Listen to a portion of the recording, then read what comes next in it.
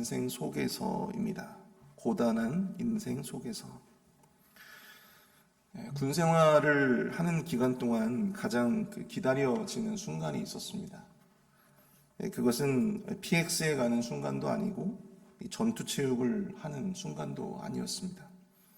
그것은 바로 잠자리에 드는 순간이었습니다.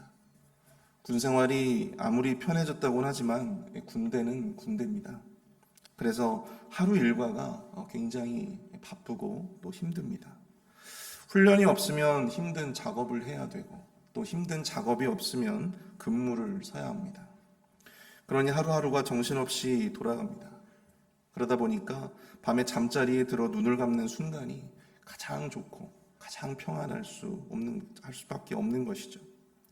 그래서 이등병 시절에는 평안히 조용히 침상에 앉아 눈을 감는 그 밤이 늘 기다려졌습니다. 오늘 본문을 보면 이 욥은 자신의 인생을 두고 이렇게 탄식합니다. 우리 1절을 보시면요. 이 땅에 사는 인생에게 힘든 노동이 있지 아니하겠느냐. 그의 날이 품꾼의 날과 같지 아니하겠느냐. 종은 저녁 그늘을 몹시 바라고 품꾼은 그의 삭슬 기다리나니. 욥은 자신의 인생을 종과 이 품꾼으로 비유하고 있습니다. 낮 동안에는 앞서 제가 말씀드렸던 것처럼 종의 삶이 어떻습니까? 또한 이 품꾼의 삶이 어떻습니까? 낮 동안에는 노동에 지쳐서 저녁이 되고 밤이 되기만을 간절히 기다리고 바라는, 삭슬받는 그 순간을 간절히 바라는 그러한 종과 이 품꾼의 인생으로 자신의 인생을 비유하고 있다라고 하는 것입니다. 그만큼 자신의 삶이, 자신의 형편이 고단하고 또 고달픈 인생이라고 하는 것이죠. 근데 중요한 것은 그렇게 주어진 밤조차도 이 욥은 제대로 잠을 청할 수가 없습니다. 육체적인 고통 때문에 잠을 제대로 이루지 못합니다. 한없이 자신의 인생을 탄식하는 욥의 모습을 보면서 우리는 정말로 이 큰 안타까움을 갖게 되는데요. 오늘 새벽에는 특별히 욥의 이러한 탄식, 자신의 인생을, 자신의 그 고단한 인생을 통해서 이 탄식하는 그의 모습을 보면서 깨닫게 되는 몇 가지 영적인 교훈들을 함께 살펴보고자 합니다. 첫 번째로 이 욥의 탄식을 통해 우리는 인생에 소망이 없음이 곧 고통이다라고 하는 것을 깨닫게 된다는 것입니다. 우리 인생 가운데 희망이 없고 소망이 없는 것 자체가 바로 고통이다라고 하는 것이죠. 오늘 보면 6절을 보시면 나의 날은 배틀의 북보다 빠르니 희망 없이 보내는구나 라고 말씀을 하고 있습니다. 욥에게 있어 자신의 인생이 더욱더 고통스럽고 허무한 것은요, 그의 삶이 희망이 없이 그것도 아주 빠르게 지나가고 있음을 느꼈기 때문입니다. 여기서 이 배틀의 북이라고 이야기를 하고 있어요. 배틀의 북. 이 배틀의 북이란 말은 이 배를 싸는 사람이 사용하는 셔틀을 의미합니다. 기계를 의미하는 거예요. 배틀에서 옷감을 짜고 엮을 때 그 북이 빠르게 움직이는 것에 자신의 인생을 비유하고 있는 것입니다. 여러분들 어디 영상 같은 곳에서 그 배틀북으로 그렇게 이 옷감을 짜는 걸 보셨죠? 정말로 이 나무로 만든 것인데도 굉장히 빠르게 이렇게 움직이는 것을 볼 수가 있습니다. 자기 인생이 찰나와 같이 그렇게 빠르게 지금 흘러가고 있다는 거예요. 게다가 그렇게 빠르게 흘러가는 자신의 인생 가운데 더 이상 어떠한 희망도 어떠한 소망도 그가 느끼지 못하고 있다라고 하는 것에 우린 주목해야 합니다.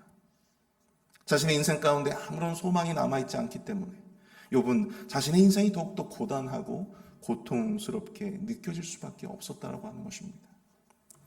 우리는 인생에 아무런 유익도 열매도 남기지 못한 채 우리의 시간만 빠르게 흘러가는 자신의 인생을 바라볼 때 그 허무감과 또한 그 고통이 얼마나 클지를 우린 욥의 탄식을 통해서 깨닫게 되는 것이죠. 빠르게 흘러가는 인생 속에서 자기 인생에서 아무런 의미도 희망도 유익도 열매도 찾지 못한다면 여러분 그 인생을 살아가는 것 자체가 천국이 아니라 지옥과 같은 인생이 될 수밖에 없는 것입니다.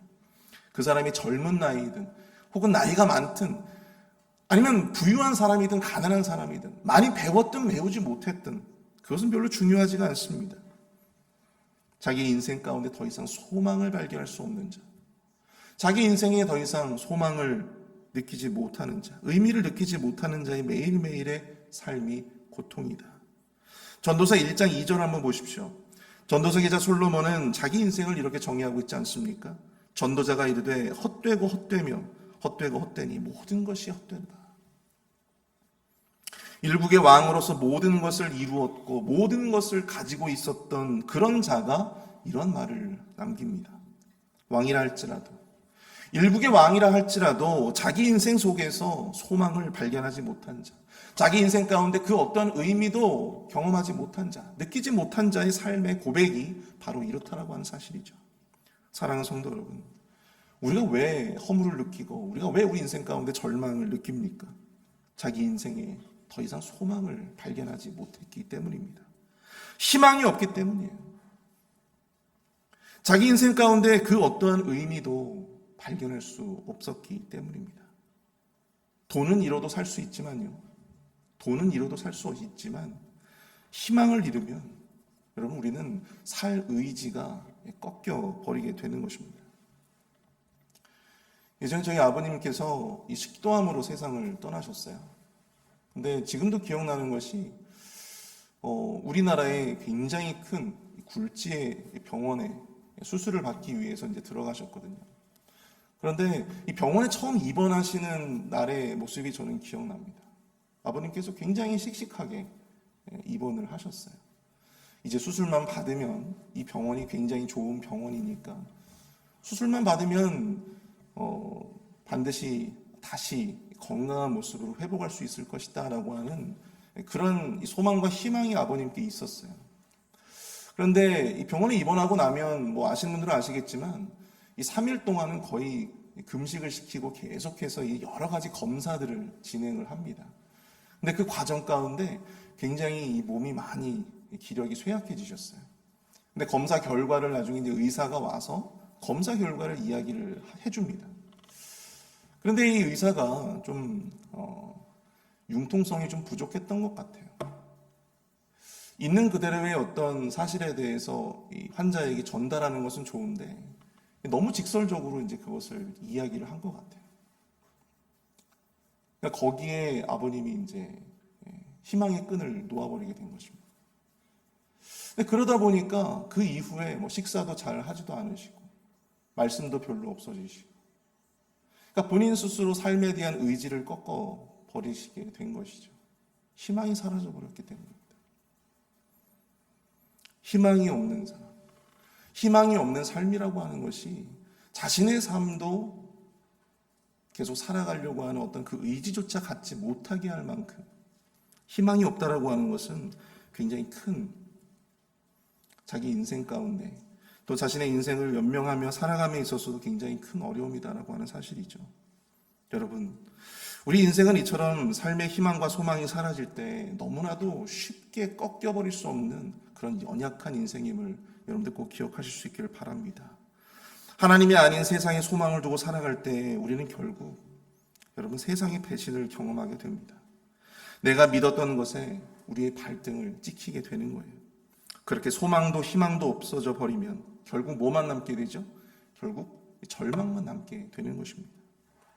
우리의 삶 가운데 온전한 소망이 되시는 우리 예수 그리스도만을 온전히 품으시는 저와 여러분들이 되실 수 있기를 축복합니다. 오직 우리 주님만이 우리에게 꺼지지 않는 소망을 주십니다. 그분은 우리를 실망시키지 않으십니다.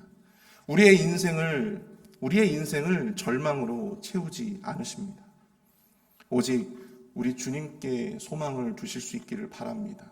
오늘 욥의 고백처럼 바람처럼 사라지는, 바람처럼 없어져 버릴 것 같은 그런 인생의 것들, 거기에 우리의 소망을 두는 것이 아니라 오직 주님께만 소망을 두고 하나님이 충만한 결실로 채워주심을 믿으며 그분만을 바라보며 나아가실 수 있는 저와 여러분들이 될 수 있기를 바랍니다. 우리가 주님을 소망의 온전한 근거로 삼을 때 비로소 우리의 인생 가운데 우리 주님께서 실망과 고통이 아닌, 절망이 아닌 감사와 은혜로 우리의 인생을 또한 채워주시게 될 줄로 믿습니다.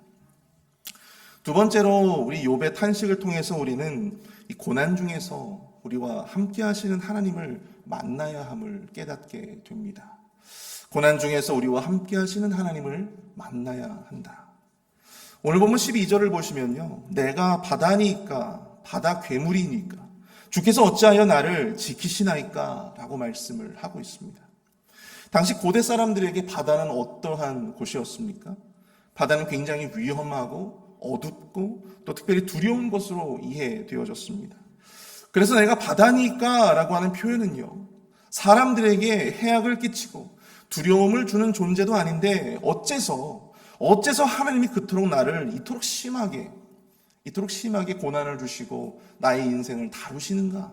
그렇게 불평하고 있는 것입니다. 게다가 욥은 자신이 바다 괴물, 즉 이 용이나 이 뱀도 아닌데 어찌하여 그토록 심한 고난으로 자신을 다스리고 계실까? 욥은 또한 본문 14절에서 이렇게 말씀합니다. 주께서 꿈으로 나를 놀라게 하시고 환상으로 나를 두렵게 하시나이다. 밤마다 환상과 꿈으로 나타나시는 하나님에게 왜 자신을 그토록 두렵게 만드느냐고, 왜 잠 못 이루도록 그렇게 환상으로 두렵게 하시느냐고 묻는 것이죠. 게다가 본문 19절을 한번 볼까요? 주께서 내게서 눈을 돌이키지 아니하시며 내가 침을 삼킬 동안도 나를 놓지 아니하시기를 어느 때까지니까.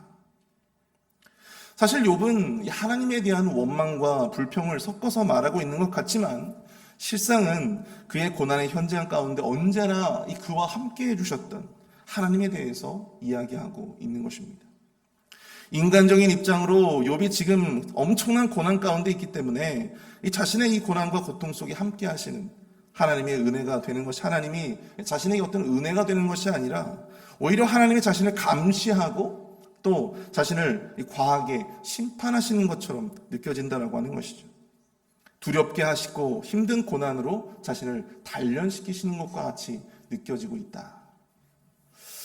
욥의 이런 치기 어린 투정과 같은 말이지만 여러분들, 이 욥의 이 말에는요, 우리의 고난 중에 우리와 언제나 함께 하시는 하나님을 우리에게 보여주고 있다라고 하는 것입니다. 그는 아무런 잘못 없는 자신에게 왜 하나님이 이런 고통을 주시는지 모르겠다고 원망을 섞어서 표현하고 있지만요, 그는 분명 그 고난의 현장 속에서 하나님의 개입을 깊이 느끼고 있다라고 하는 것입니다. 하나님이 그와 함께 하심을 그는 분명히 경험하고 있습니다. 그러나 그의 삶의 고통이 너무나 크기에 그것이 오히려 은혜와 감사의 조건으로 여겨지지 않을 뿐인 것입니다. 사랑하는 성도 여러분, 하나님은 우리로 하여금 이 고통의 현장 가운데 나 몰라라 내버려 두시는 그런 분이 아니심을 여러분들 꼭 기억하실 수 있기를 바랍니다. 불꽃 같은 눈으로 보시고 우리가 탄식하는 그 현장 가운데에서 함께 탄식하시며 함께 우리와 함께 하시는 그런 하나님이심을 여러분들 꼭 기억하실 수 있기를 바랍니다. 특별히 우리가 이 말씀을 통해서 깨달을 수 있는 것은 우리가 하나님께 원망하고 또한 이 치기 어린 투정을 부리더라도 우리는 이 고난의 현장 가운데서 반드시 하나님을 찾고 또 그 하나님을 경험해야 한다라고 하는 사실을 우리가 이 말씀을 통해서 깨닫게 됩니다. 하나님을 만나야 돼요. 욥의 탄식은요, 우리에게 그것을 가르쳐주고 있습니다. 우리에게 고난을 주고 고통만 주는 자라고 하나님을 외면하고 아예 그냥 그 신앙의 자리에서 떠나는 것이 아니라, 예배의 자리에서, 기도의 자리에서 떠나는 것이 아니라 우리가 고통을 당하는 그 순간에 우리가 더욱더 깊이 하나님을 찾고 하나님을 만나는 그런 경험을 해야 한다고 하는 것입니다. 하나님께 원망하고 또 하나님께 치기 어린 투정을 부리더라도, 소리를 지르고 막 악을 쓰더라도 여러분, 그 고난의 현장 가운데에서 하나님께 나와야 한다고 하는 사실이에요. 삶의 고난이 찾아올 때 답을 찾는 사람이 있고 자꾸만 그 답을 비껴가는 사람이 있습니다. 답을 찾는 사람은 고난 속에서도 변함없이 예배의 자리에서 또한 기도의 자리에서 하나님을 찾는 사람이에요. 하나님이 자신과 함께함을, 하나님이 자신과 변함없이 자신에게 그런 은혜와 또한 감사의 조건으로 우리에게 다가오심을 경험하는 사람인 것입니다. 욥처럼 왜 나에게 고난을 주시느냐고 따지더라도 여러분, 기도의 자리에 나와서 따지는 사람은요, 결국엔 답을 찾습니다. 그러나 고난이 온다고 실망하고 절망해서 교회도 내팽개치고 예배도 다 내팽개치고 두문불출하는 사람들은 결코 그 답을 찾을 수가 없는 것입니다. 사랑하는 성도 여러분, 우리가 하나님 앞에 너무 힘들다고 따지더라도 기도의 자리에 나와서 따지시기를 바랍니다. 우리가 당하는 그 고난의 현장 속에서 함께 하시며 우리와 그 고난의 십자가를 함께 짊어지시는 우리 주님을 그 기도의 현장에서 또한 예배의 현장에서 우리의 삶의 현장에서 만나시는 찾으시는 저와 여러분들 될 수 있기를 축복합니다. 그래야 답을 얻습니다. 그래야 그 고난의 의미를 깨닫고 우리가 당하는 그 고난을 끝낼 수 있는 것입니다. 우리 오늘 말씀을 생각하면서 함께 우리가 좀 기도할 수 있기를 바랍니다. 우리의 고난의 인생 속에서 하나님이 아닌 이 바람처럼 사라질 것, 그러한 것들에 우리의 소망을 두고 살지 않게 하여 주시고 고난 중에서 함께 하시는 하나님만을 언제나 바라보며 또 그분을 찾을 수 있는 우리 모두가 될 수 있도록 인도하여 주옵소서. 하나님께 언제나 부르짖어 기도하며 하나님의 은혜를 구하는 그러한 자가 되어지게 하여 주옵소서. 함께 우리 기도로 나아가도록 하겠습니다. 함께 기도합니다.